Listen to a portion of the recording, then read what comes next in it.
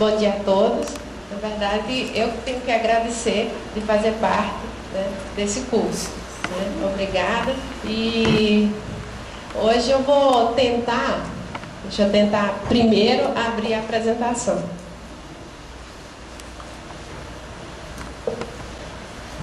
Sobre um tema que, para mim, eu poderia passar o dia inteiro falando sobre ele, ainda não ia esgotar. Então, eu tentei ir de forma... obrigada.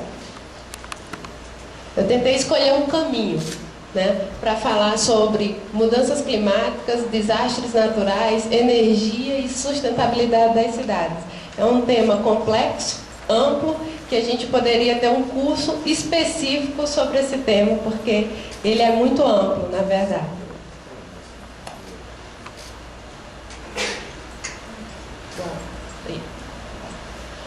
A primeira coisa, antes da gente aprofundar sobre o tema, é definir qual que é o nosso objeto de estudo e objeto de entendimento, né?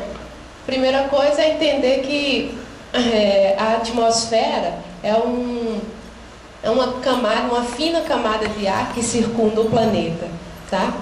Aqui, tirando um paralelo, só para a gente ver o tamanho do planeta e a pequena camada que envolve o planeta, que é a atmosfera. Dentre essa atmosfera, são divididas em diversas camadas. A camada principal que nos interessa varia entre 8 e 12 quilômetros da superfície, que é a troposfera, que é a principal camada porque é onde existe a vida, né? É onde vivemos. A troposfera, ela é composta principalmente pelos gases de nitrogênio, oxigênio, que vão mais do que 95%, os demais gases apenas em torno de 1%.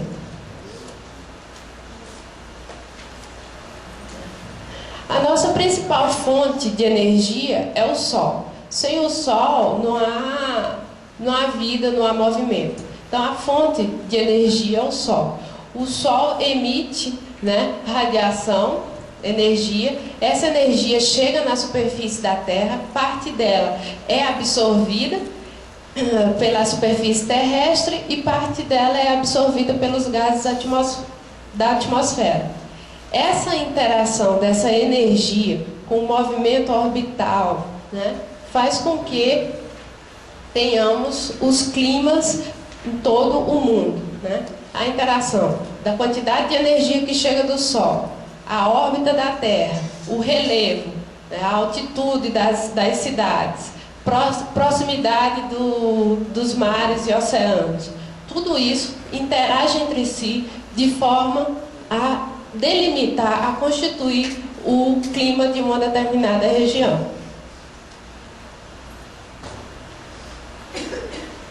Então, quando a gente altera um desses fatores, seja cobertura do solo, o relevo, cobertura da vegetação, o relevo, né?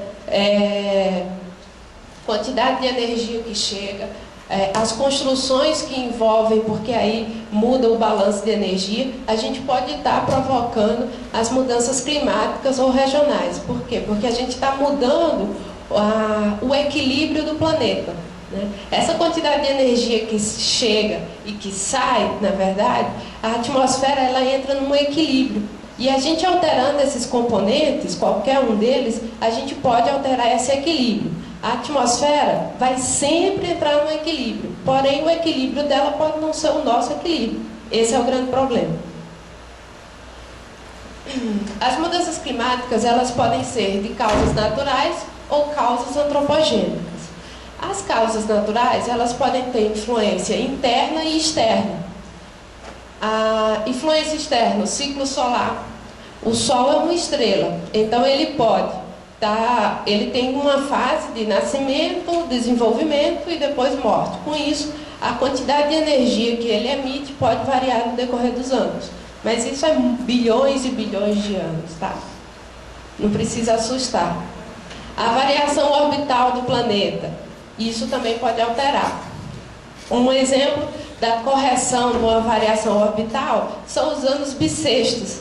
né? É para corrigir essa mudança orbital.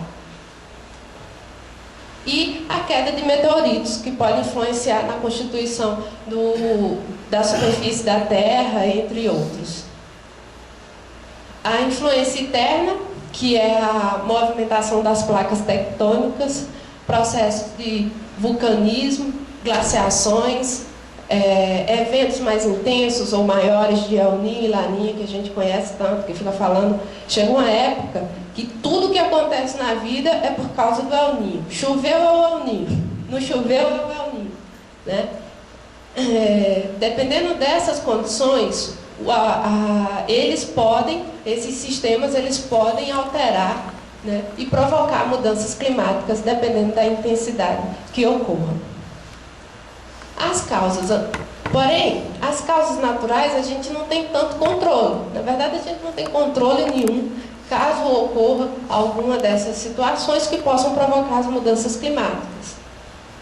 O que nós podemos controlar, ou tentar controlar, porque o controle está cada vez mais difícil, são as causas antropogênicas, que é muito falado, que é devido à nossa forma de cidades, nossa forma de desenvolvimento, a gente tem aumentado os gases de efeito estufa. E com isso, a gente tem alterado aquela composição daquela pequena massa de ar que circunda o planeta, a gente tem alterado aquela composição, apenas aquele 1% daqueles gases diversos, a gente tem alterado devido à grande emissão de CO2, né? E com isso a gente tem aquela energia que chega do Sol, a gente está alterando o balanço dessa energia. E aí, um dos grandes vilões é que a gente, com essa atitude, a gente está contribuindo para as mudanças climáticas. Inicialmente regionais e depois, de forma ampla, as mudanças climáticas globais. E quando a gente altera essa quantidade de energia que chega do Sol e essa interação desse balanço de energia, a gente pode estar alterando a circulação geral da atmosfera. O que é isso?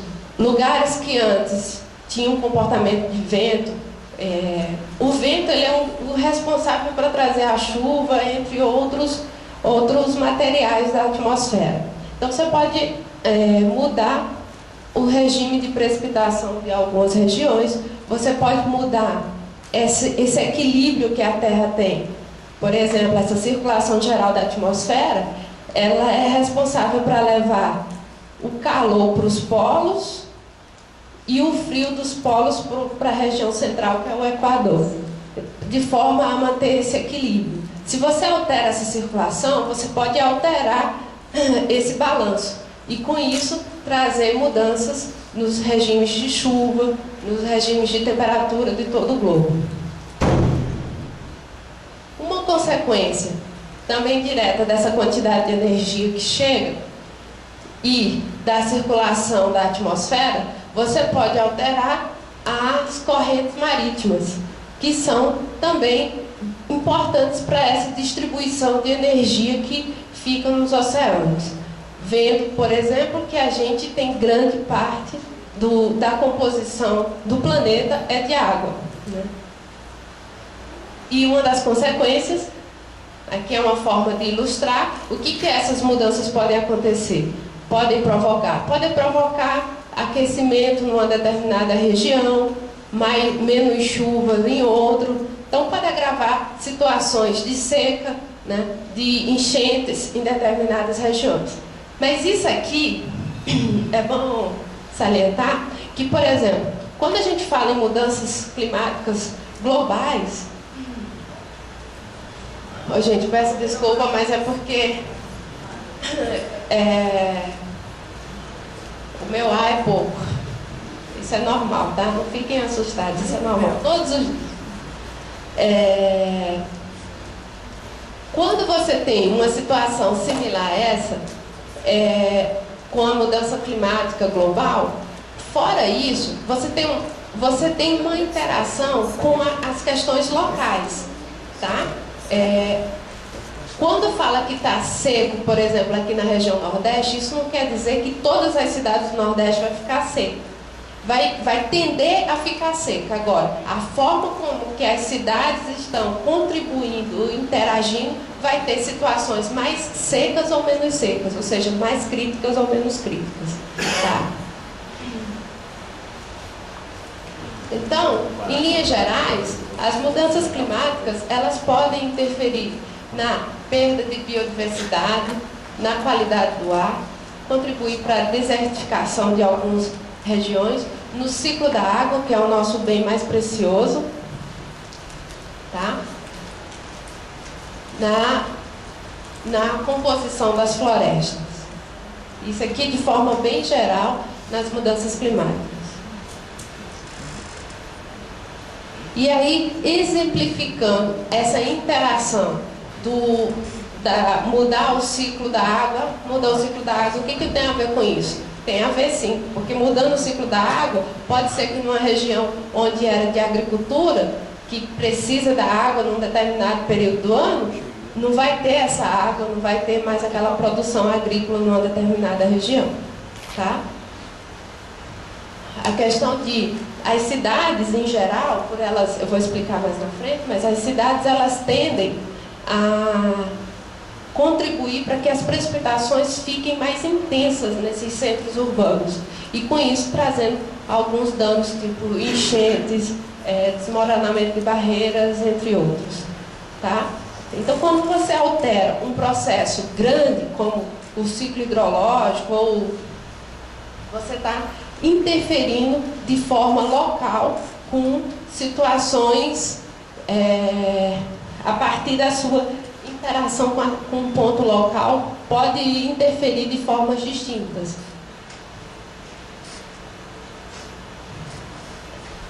E hoje, estamos tendo mudanças climáticas, né? Está tendo alguma variação anômala na atmosfera? Sim. O que a gente tem observado? Aqui é a temperatura global, tá? Esse azul, esses azul e vermelho, na verdade, esse gráfico de barra, mostra a temperatura da atmosfera no decorrer dos últimos anos, tá? E o CO2, a taxa de CO2 também nos últimos anos. Quando eu falei que pode ocorrer situações naturais para ocorrer mudanças climáticas, aqui é um exemplo, aqui é uma forma de verificar isso. Por quê? A gente tem um período, observou-se um período de baixas temperaturas, tá? Depois a temperatura começou a subir e subiu rapidamente, tá? E o que está causando, o que se relaciona hoje, é que esse rápido avanço do aumento da temperatura está associado com a grande quantidade de CO2, dióxido de carbono, que a gente tem colocado na atmosfera. Tá? Aqui está em Fahrenheit a temperatura, não é costumeira, não é do costume nosso ver a temperatura dessa forma, então coloquei aqui a temperatura sendo o desvio dessa temperatura. Então, o que a gente tem observado é que nos últimos anos a temperatura tem aumentado em torno de 0,8, chegando até 1 grau. 2010 também bateu recorde, e entre 2008 e 2010 foram os anos mais quentes das últimas décadas, né? Então, em torno de 1 grau. 1 grau parece pouco, né? Porque hoje a gente vê diferença de temperatura de 2, 3 graus de um dia para o outro, quando passa uma frente fria, você fala, mas 1 grau é nada. Só que é 1 grau médio no planeta inteiro. Então, tem pontos que o aquecimento é muito maior do que 1 grau. Aqui começa a mostrar o crescimento, né, o aumento do nível médio do mar. Então, com esse aquecimento do planeta, tem contribuído para o aumento do nível médio do mar. Isso quer dizer derreter as partes congeladas, a água está derretendo e com isso está aumentando o nível dos oceanos.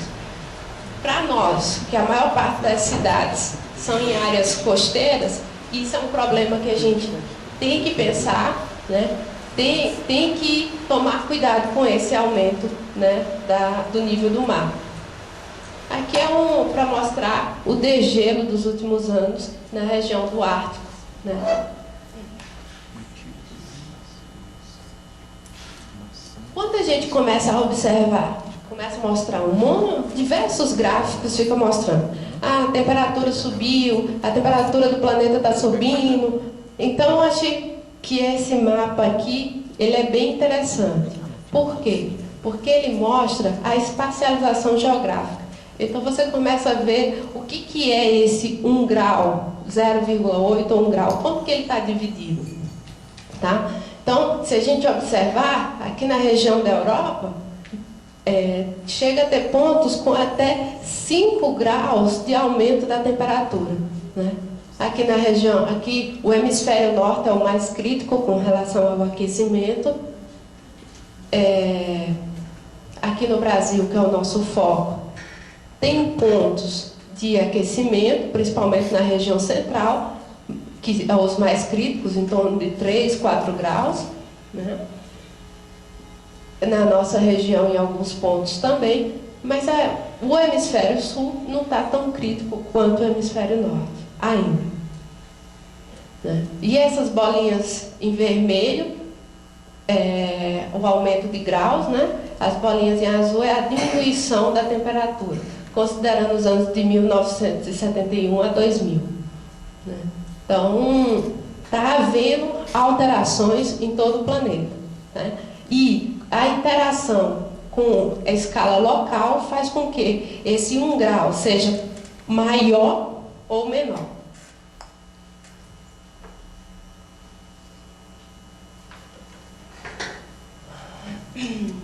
Esse gráfico aqui, eu vou passar rapidamente, que eu achei interessante mostrar.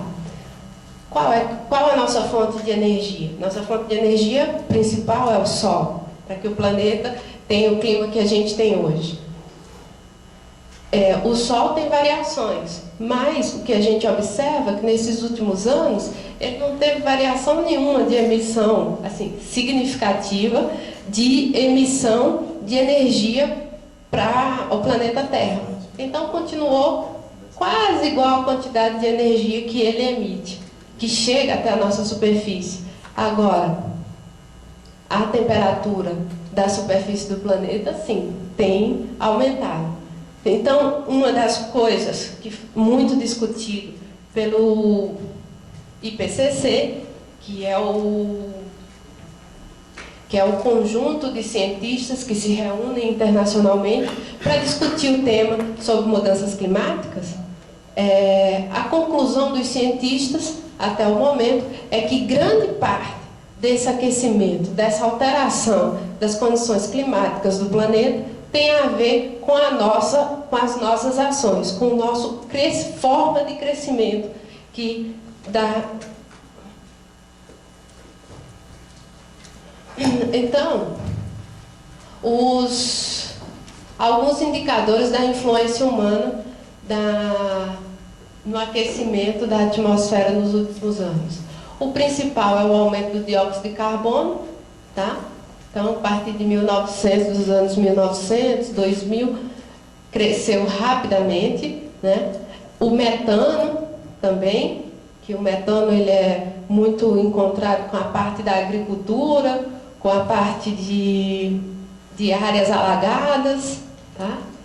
E o óxido nitroso também teve um aumento, porém o maior vilão, na verdade, está com o dióxido de carbono.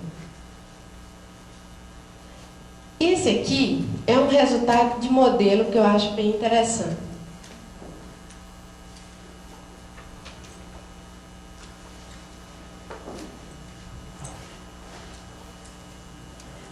Na verdade, aqui essa linha em preto é a temperatura. Então, essa temperatura, o que está tendendo a mostrar? Ela está aumentando bastante, consideravelmente, né, nos últimos anos. Em azul, são os modelos, são simulações, né, dos modelos usando forçantes naturais. Ou seja, como que seria a evolução da temperatura se não tivesse a interferência humana, tá?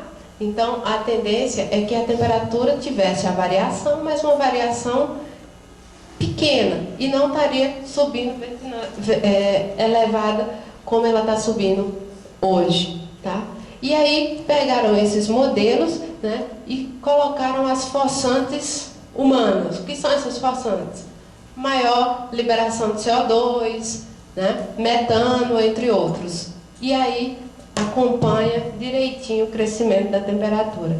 Então, esses estudos indicam que hoje o grande, vamos dizer assim, o grande vilão das mudanças climáticas está tendo origem antrópica, tá?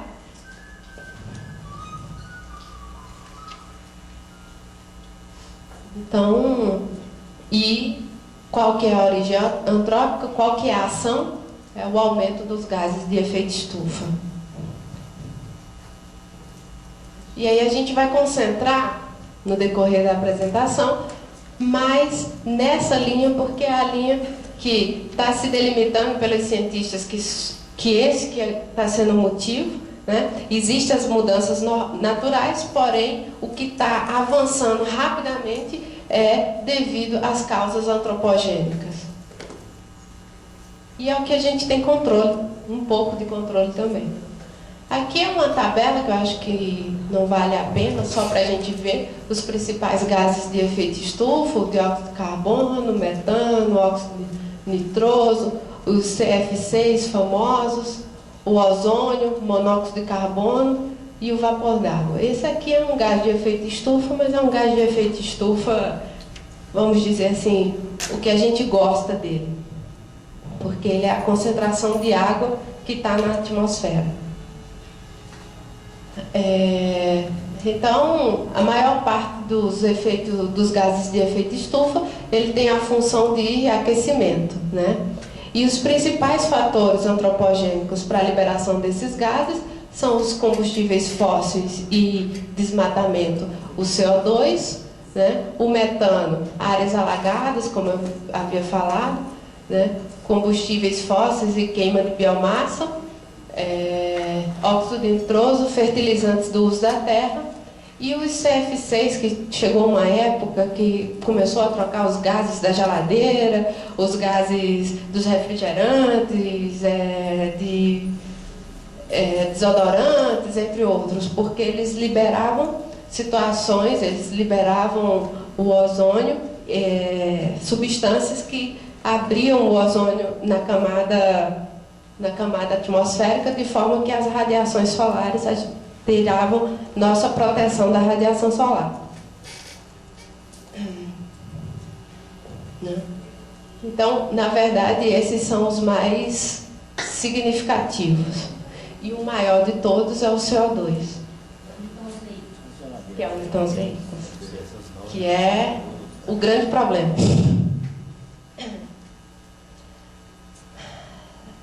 Os gases de efeito estufa. Então, como que atuam esses gases de efeito estufa, né? A atividade humana, o grande número de veículos, indústrias, prédios, asfaltos das ruas, diminuição de áreas verdes, né, criam mudanças profundas na atmosfera local, também na temperatura e na chuva da região. O que acontece? A radiação solar, ela entra, a atmosfera, ela tem aqueles gases que nos protegem de vir aquela energia toda, né? Aí parte dessa radiação que vem no Sol chega na superfície, volta para o espaço, e parte fica armazenada, esses gases eles conseguem absorver, e parte dessa energia fica armazenada na atmosfera através da interação dos gases. Então, quando a gente aumenta esses gases de efeito estufa, o que acontece? Aumenta essa quantidade de energia que fica estocada na atmosfera. Então, a atmosfera, ela precisa de entrar num equilíbrio. E aí, o que ela acaba? Como que ela joga fora essa energia que ela está armazenada? Ela joga fora essa energia em forma dos sistemas atmosféricos, em forma daquelas frentes frias que passam, em forma dos tornados, dos furacões.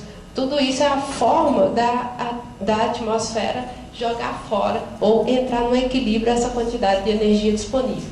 Então, quanto mais energia disponível, quanto maior essa quantidade de energia disponível, a tendência é que esses sistemas atmosféricos fiquem mais intensos e mais frequentes, né, para que a atmosfera entre nesse equilíbrio.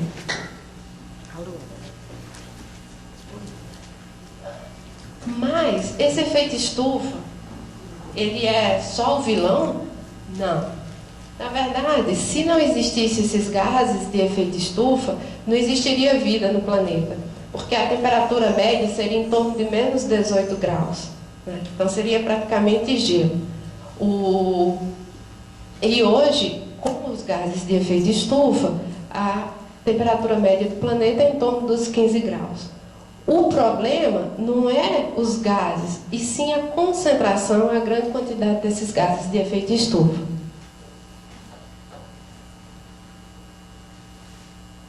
Então, hoje, o que a gente tem observado? Que as mudanças climáticas existem, não tem como negar. Está havendo uma mudança climática. Ela é lenta, talvez, se fosse por efeitos naturais, ela fosse um pouco mais lenta, né? Porém, com a ação antrópica, ela está acontecendo de forma muito rápida. E isso que é danoso, na verdade. Porque, de forma muito rápida, talvez não tenhamos tempo suficiente para ocorrer a adaptação. Tá? Então, o principal fator para o aquecimento global é o aumento dos gases do efeito estufa e uma consequência direta, que é uma consequência direta do aumento da emissão dos gases provocadas por determinadas atividades humanas, sobretudo nos setores de energia, transporte e desmatamento, tá? Devido à queima de petróleo, carvão e gás natural. Em geral, o nosso maior vilão, na verdade, está nisso aqui, ó, queima de petróleo. Porque é a nossa matriz energética, é como hoje a gente consome energia, né?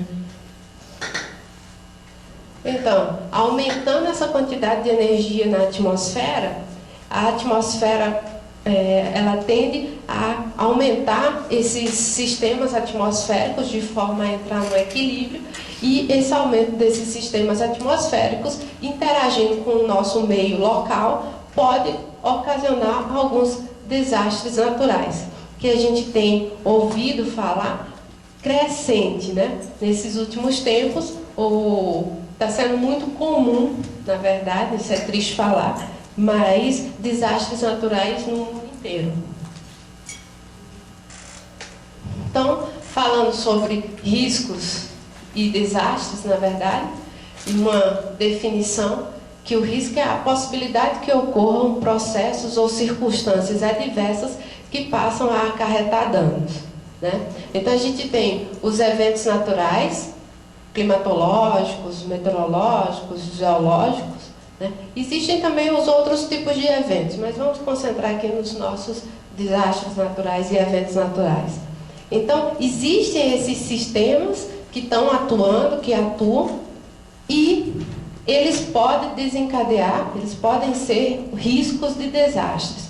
Porém, esse risco aumenta ou diminui dependendo da nossa vulnerabilidade. Que a vulnerabilidade é nada mais do que a propensão de uma sociedade para sofrer danos a partir da ocorrência de um evento físico. Então, os eventos naturais estão acontecendo. Os eventos naturais, na situação que hoje a gente está observando na atmosfera, existem, vão existir, e a intensidade deles cada vez mais elevada.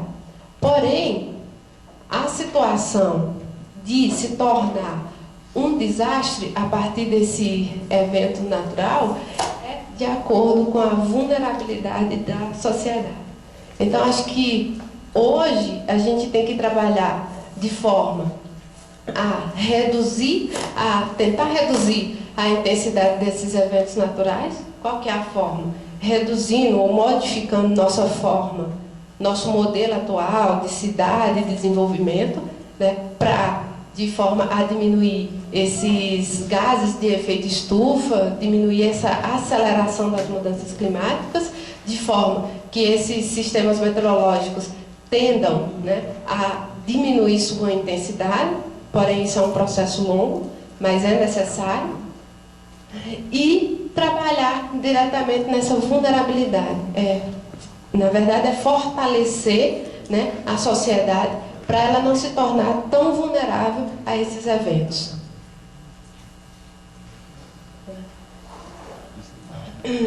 Aqui alguns exemplos de tempestades. Normalmente eu trago, quando eu falo sobre desastres naturais, eu sou meteorologista, grande parte dos problemas que me chegam é devido à chuva. Existem outros, mas eu vou sempre levar para o meu lado, que é o lado da chuva. Que, por sinal, estou rezando todos os dias que ela chega. Uma tempestade severa. Se a gente observar, nos últimos anos tem ocorrido uma maior frequência dessas tempestades em meios urbanos, né? Essas tempestades severas, elas podem ocasionar quedas de árvore em áreas urbanas, danos materiais, podem provocar enchentes, né? Inundações e tudo mais. Mas elas, na verdade, elas só provocam esses danos, esses desastres sérios, dependendo da vulnerabilidade da população. Se uma chuva, uma tempestade severa ocorre num meio rural, longe das cidades, ele talvez não se torne um desastre, tá? Por quê? Porque a gente não tem uma grande concentração da população, a gente não tem muitas casas, muitos meios materiais envolvidos. Porém, quando ela ocorre em cidades, ou seja, onde a população é mais vulnerável, ela pode provocar um desastre natural.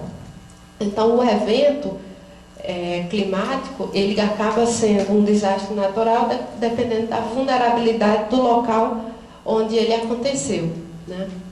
Chuvas contínuas em dias consecutivos, então favorece a ocorrência de desabamentos, né, solapamentos, entre outros, né? Porém, a situação se agrava ainda mais dependendo do tipo de moradia ou dependendo da região. Então, a população concentrada nas cidades tem apresentado maior vulnerabilidade aos eventos climáticos. O crescimento desordenado das cidades tem causado um contínuo processo de degradação ambiental nos centros urbanos. E a falta de planejamento do espaço, aliada à ausência de infraestrutura básica, tem levado à instabilização dinâmica do relevo, dos solos, dos rios, propiciando cenários para desastres causados pela chuva. Se a gente entrar aqui, vai ter assunto para o dia inteiro. E eu estou pincelando, na verdade, da forma técnica física, tá? Não levando em consideração as questões sociais e as questões do governo de tentar fazer esse planejamento do espaço urbano, que eu sei que é extremamente complexo. Mas, de forma física, de entender a interação do sistema atmosférico com a cidade, isso aqui gera realmente essa moradia. Hoje, quase todos os anos, eu estou aqui em Belo Horizonte, região metropolitana, desde 2005.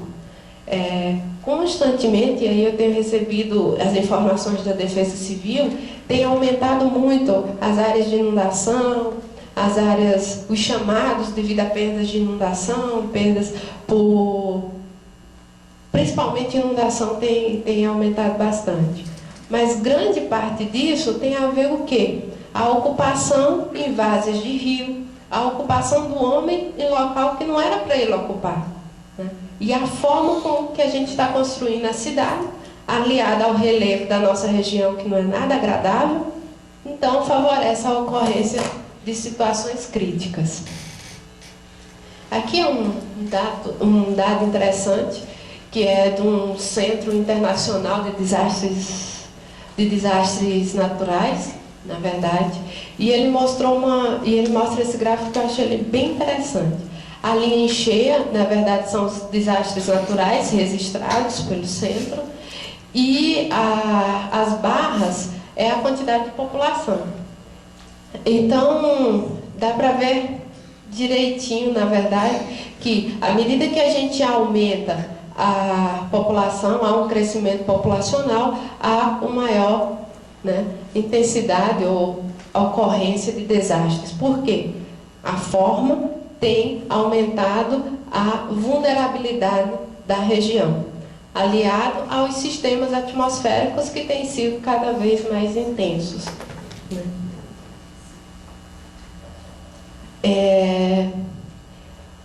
Muitos dados, peço desculpa o pessoal de Contagem, muitos dados eu estou usando de Belo Horizonte, porque eram os dados que eu já tinha em mãos, tá?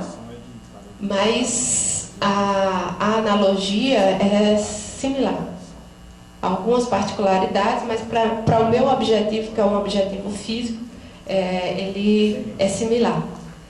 Então, se a gente observar o crescimento populacional de Belo Horizonte, a gente tem um crescimento imenso entre 1960 e 1970. Né? Então, houve o dobro da concentração da população na cidade. Será que entre 1960 e 1970, as políticas públicas, a estrutura da cidade, ela teve condições de comportar de forma organizada, em 10 anos, esse dobro dessa população, essa duplicação da população? Eu acredito que não tenha situação nenhuma que consiga contornar e formar uma cidade modelo, uma área modelo, com um crescimento tão rápido em 10 anos. Né? Esse crescimento, ele favorece o quê? A ocupação de áreas que não deveriam ser ocupadas e, com isso, trazer a vulnerabilidade para uma determinada região. Esse é um marco que eu acho que é interessante. Depois disso, continuou crescendo, mas acho que o grande foco e aonde era para ter observado melhor a forma ou a expansão do crescimento seria nessa região, mas nessa época. Né? Mas eu acredito que foi complicado pela a questão da história do país, pelas nossas preocupações, por exemplo, preocupações ambientais. É muito recente que a gente tem construído ou pensado em fazer alguma coisa levando em consideração a parte ambiental. Né? Então, eu acredito que grande parte dos problemas que nós vivemos hoje tem a ver com nossas ações anteriores. E hoje a gente está trabalhando, tentando, com novos conhecimentos, tentar resolver problemas antigos que aí já estão enraizados e problemáticos. Né? Mas isso aqui era só para ilustrar uma questão da vulnerabilidade das regiões.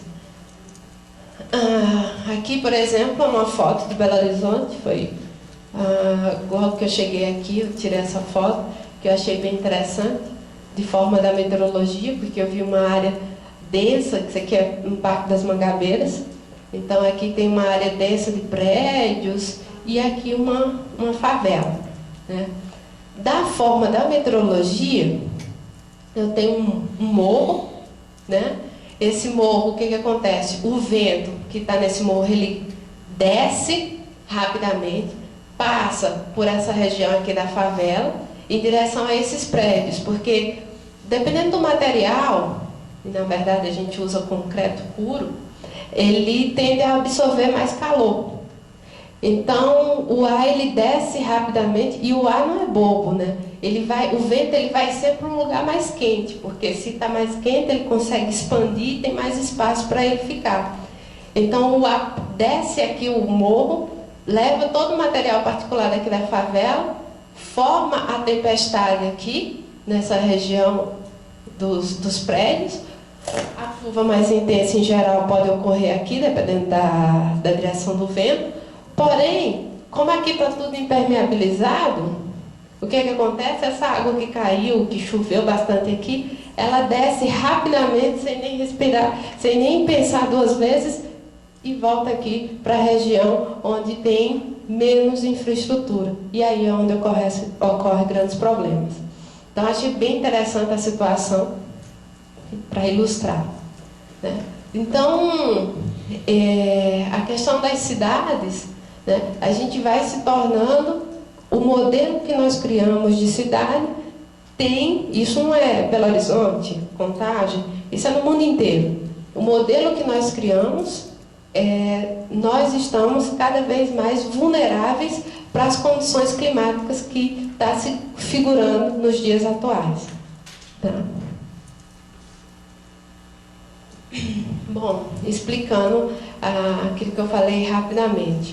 O que acontece? Quando na região densamente construída, ela é mais quente. Por quê? Porque aquela energia solar que chega, os materiais, asfalto, concreto, acaba absorvendo mais calor.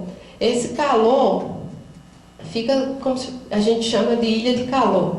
Então ele fica atraindo os ventos. Então o que acontece?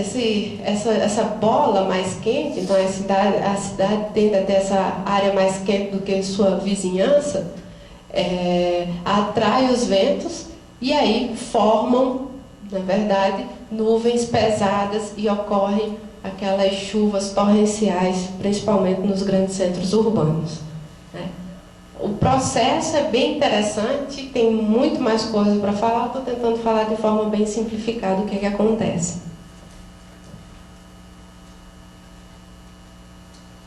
E aí, o que a gente tem observado? Que tem um aumento nos últimos anos, aquele aquecimento global, interagindo com em escala local, o que a gente tem observado que, em geral, nas grandes cidades, está ocorrendo um aumento na intensidade da precipitação dentro das cidades. E aí, aliado com a impermeabilização do solo, favorece a ocorrência de enchentes e inundações em determinadas áreas. Porém, não é só isso. Se tiver ocupado em áreas que não deveria ocupar, aí não tem jeito. Vai piorar ainda mais a situação. Aqui, eu peguei a região metropolitana é muito carente de informação meteorológica, tá? Principalmente as duas estações meteorológicas disponíveis na região metropolitana com dados de muito tempo atrás, é basicamente Belo Horizonte e Conceição do Mato Dentro. E eu tentei pegar aqui duas cidades com características distintas, com o mesmo regime de chuva, tá? Elas têm o mesmo regime climático, quantidade de chuva anual quase que a mesma, padrão de chuva quase que o mesmo, porém, Belo Horizonte é aquele crescimento exponencial da população. Então, é um indicativo da urbanização da região. E Conceição do Mato Dentro, na verdade, vendo o crescimento populacional, ele tem um decréscimo populacional. Então, é uma cidade que, de forma simplista, na verdade, é uma cidade que ela não tem tanto desenvolvimento urbano. Ela é mais... tem menos emissão de CO2, vamos falar assim. E aí eu comecei a analisar a quantidade de eventos de chuva no decorrer dos últimos anos. E chuvas acima de 50 milímetros, que são as que mais trazem danos à região. E aí, em azul está Belo Horizonte e em vermelho está Conceição do Mato Dentro. Se a gente observar, né, Belo Horizonte, por ser a cidade urbanizada, possui muito mais eventos de chuvas torrenciais do que Conceição do Mato Dentro. Se a gente... Aí tem outros mapas, outros gráficos que aí eu não trouxe. Mas quando começa a observar as chuvas entre 5 e 30 milímetros, que são chuvas mais brandas, aí Conceição do Mato Dentro tem uma maior quantidade de chuva. Então isso, na verdade, confirma aquela situação que áreas mais urbanizadas, por serem mais aquecidas, a atmosfera acaba liberando mais energia e trazendo eventos mais intensos para uma determinada região. Aqui é um trabalho recente, que em breve vai estar publicado, o número de dias com chuva acima de 70 milímetros, porque o que eu tenho ouvido, e muita gente chega para a gente, é o quê? Olha, está acabando o mundo está desabando. Essas mudanças climáticas, nesses últimos 3 anos, alguma coisa aconteceu, porque tem mais inundação, tem mais evento de chuva intensa e tudo mais. Então, comecei a analisar eventos de chuvas acima de 70 milímetros, que são chuvas mais significativas. E se a gente observar, de 2000 a 2010,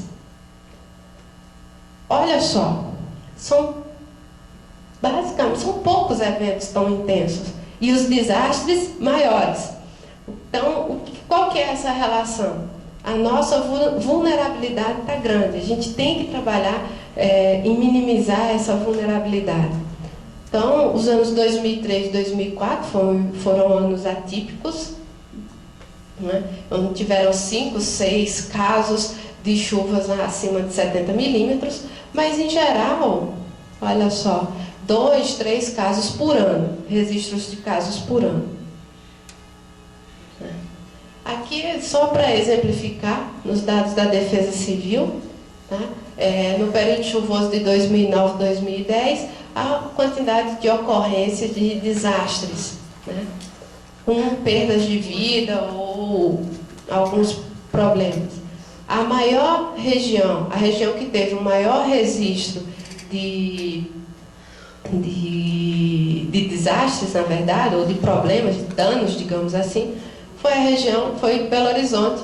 Por quê? Porque é onde tem o nosso maior adensamento populacional. Uma das coisas tem a ver com a estrutura, o adensamento, a vulnerabilidade da cidade perante aos eventos meteorológicos.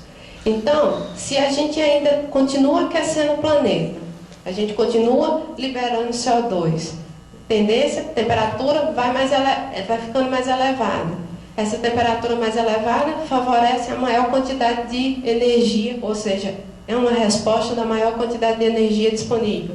Maior quantidade de energia disponível, eventos mais intensos. Eventos mais intensos, se nós não cuidarmos da nossa vulnerabilidade, o que vai acontecer? Mais desastres, principalmente nas áreas urbanas.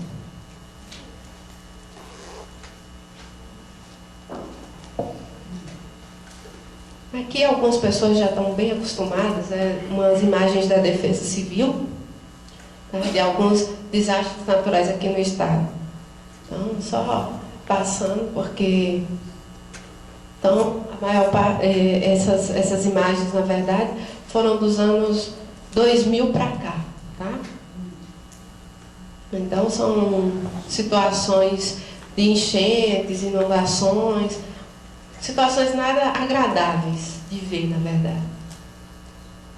Então, enchentes, né? Deslizamento em Teoflotone, Valadares. Agora vamos ver. Isso aqui é uma situação triste de ver. Mas vocês acham que essas pessoas que moram aqui, será que nunca desconfiaram que isso poderia acontecer? Sim. Por quê? Porque elas estão num lugar que elas não deveriam estar. A ocupação dela, a situação dela deixa ela muito vulnerável a vir um evento de chuva intensa e acontecer esses danos. Em que já a parte de bastante chuva, dias consecutivos, aí ocorre deslizamento. Aqui a água muito forte danificou a ponte. Aqui em Caratinga. Isso aqui a gente está bem acostumado. Essa aqui é uma situação muito, principalmente janeiro, nos meses de janeiro ou nos meses dezembro, janeiro, é uma situação que é recorrente.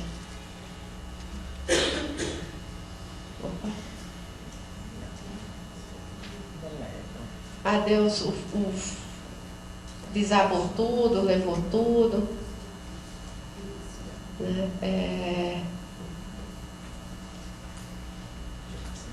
Então, o que nos conduz, na verdade? Que a gente, uma das situações, os sistemas atmosféricos, se hoje a gente parasse tudo, tá? Hoje, uma varinha mágica, a gente mudasse nossa forma de crescimento, nossa forma de desenvolvimento, a gente não emitisse mais nada, principalmente CO2, que é o mais crítico. Tudo que existe na atmosfera, a quantidade que a gente já emitiu, nosso histórico para trás, ia minimizar a intensidade desses fenômenos se a gente parasse hoje? Não. Por quê? Porque a gente já colocou muita coisa na atmosfera. Então, é como se a gente tivesse... Na verdade, é um depósito. A gente colocou bastante CO2 lá, então a gente tem um tempo ainda grande para amargar, se a gente parasse tudo, para amargar com as consequências do que a gente já fez para trás. Tá? Mesmo assim, se a gente parasse hoje, ia continuar ocorrendo eventos extremos ou eventos intensos, porque a atmosfera ainda precisa entrar no equilíbrio. Essa quantidade de energia que chega, ela precisa jogar fora. E com a quantidade de gases de efeito estufa, ainda estamos armazenando muita energia. Porém, se a gente continuar dessa forma, sem refletir e sem pensar, né, esses eventos, a tendência é que esses eventos sejam ainda mais intensos, né, e aí mais recorrentes. Então, uma coisa que dá para sugerir, na verdade, é a gente pensar melhor na nossa forma de crescimento e tentar minimizar essa vulnerabilidade, principalmente no meio urbano, que é o principal alvo. E uma das formas, além das políticas públicas, do trabalho de infraestrutura e toda uma parte que para mim é complexa demais, a gente tem uma arma que a gente pode cada vez mais utilizá-la, é o uso da informação meteorológica, o uso da informação do tempo para minimizar esses desastres, né? Então, existem ferramentas que os meteorologistas, os centros de previsão, eles na verdade fazem a previsão, tentam colocar na linguagem técnica do pessoal que vai para campo, né? Passar essa informação desse tempo severo, passar essa informação, auxiliar os tomadores de decisão para se antever a algumas situações de forma a minimizar os danos, sejam eles materiais ou até danos de vida mesmo, né? E aqui mesmo, na PUC, nós temos o Centro de Climatologia, que faz esse monitoramento do tempo 24 horas, 7 dias por semana, e as informações oriundas deles são utilizadas para empresas, setor público e privado, de forma a minimizar esses danos ocasionados a esses eventos. Então, né? Porém, gente, a gente precisa, hoje, ainda, aumentar a quantidade de monitoramento das condições de tempo. Aqui, por exemplo, foi de ontem, a quantidade de dados meteorológicos, né, do que chega no mundo inteiro, dados de superfície. Se a gente observar, em algumas regiões, esses pontinhos coloridos é dependendo da fonte, mas em geral são dados meteorológicos. Ainda somos carentes de informações. Então a gente precisa investir bastante nesse monitoramento, de forma que quanto mais a gente investe, quanto mais a gente conhece uma determinada região, como que os sistemas atmosféricos interagem com aquela região, a gente consegue dar essa informação com maior antecedência para os tomadores de decisão, e aí os tomadores de decisão, na verdade, vão a campo, tomam suas decisões de forma a minimizar esses impactos. Por quê? Uma coisa é certa, para os próximos anos, as condições, se a gente parasse hoje, ainda iam ter sistemas atmosféricos intensos. E, como eu sei que a vulnerabilidade nas grandes cidades não é um problema de ser resolvido com uma varinha mágica, então a gente tem que trabalhar para minimizar essa vulnerabilidade e usar as informações disponíveis né, dos sistemas atmosféricos para melhor se organizar e minimizar esses danos desses desastres, né?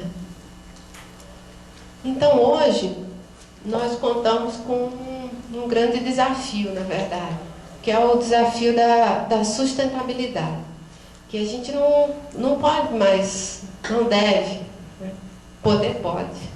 Nós não devemos mais continuar com esse modelo de crescimento, esse modelo que polui os recursos hídricos do ar e do solo, seja ele do setor industrial, agrícola, doméstico ou de transportes, com as moradias irregulares que contribuem para a alteração do uso do solo, desmoronamentos, erosões, ocupações de bases de rio, né? Aumento vertiginoso, um grande aumento dos automóveis, na verdade a quantidade de automóveis que favorecem a poluição, o esgotamento da malha urbana. Então, na forma que a gente está hoje, acho que isso aqui é interessante a gente observar, né? Isso mostra o nosso consumo de energia no decorrer da nossa evolução, né? O homem primitivo não gastava nada de energia, na verdade. Aí o homem, o caçador, né, começou a gastar um pouco mais de energia, mas também muito pouco. Então, o homem, o fazendeiro, quando a gente começou com a parte da agricultura e tudo mais, a gente começou aumentando o nosso consumo de energia. E aí, quando houve a modernização do homem, mais ainda. A industrialização aí cresceu bastante, seja de todas as formas, seja para a produção de alimento, edificações, indústria e agricultura, seja na parte do transporte. E hoje, né, o homem tecnológico na nossa geração, olha a nossa matriz energética, olha o consumo de energia que nós temos hoje. Hoje a gente não pensa, na verdade, não pensa em nada de energia. A gente acha que é uma fonte inesgotável, né? A gente não pensa em nada na hora de consumir, seja um produto para casa, seja na aquisição de um carro ou produtos manufaturados, como que é feito aquele produto para chegar na sua mão, né? Então a gente vai consumindo energia e o que as pessoas... Desenvolvimento. Então vamos dar energia para esse povo que ele quer. Agora, como que a gente vai dar essa energia? A gente não está cuidando dos recursos hídricos, nem dos nossos recursos de solo. A gente, para produzir essa energia, a gente está contribuindo, na verdade, para a poluição e para o aquecimento global.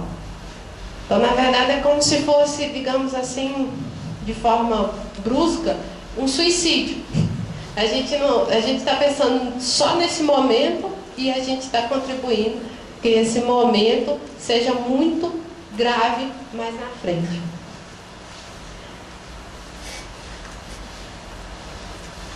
Então, ainda na matriz energética, eu achei que estava aqui, mas não está, o nosso grande vilão, né, o nosso maior consumo é o nosso consumo de petróleo.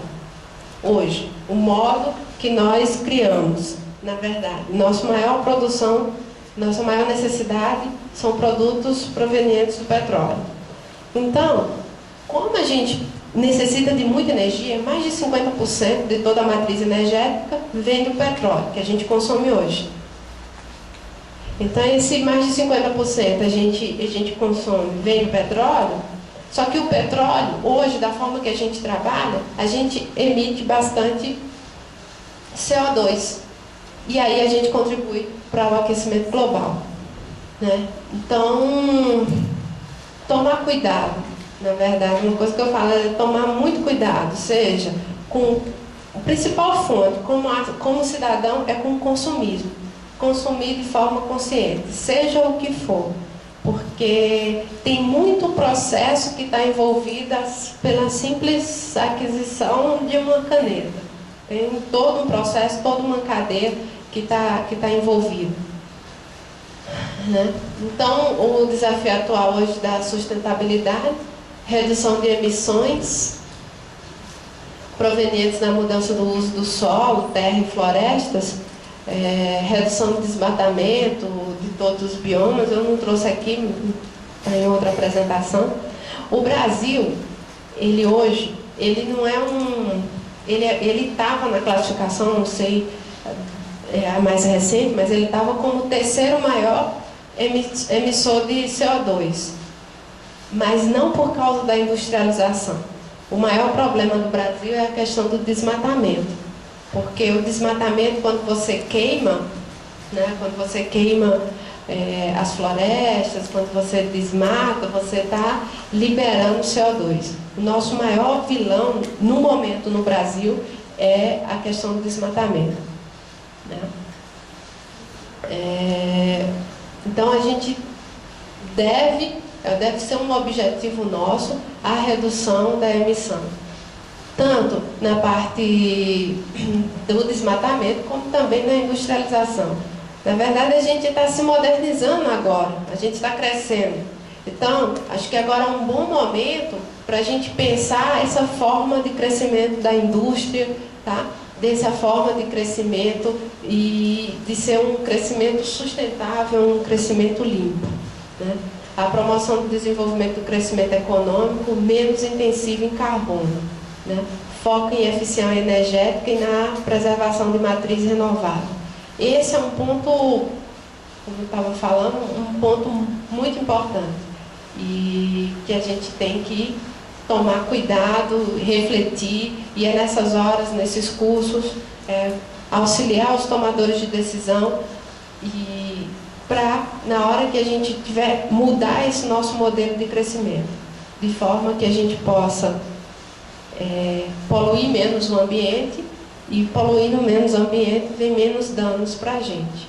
E a outra frente é fortalecer mesmo os ambientes vulneráveis para que a gente seja menos vulnerável, né?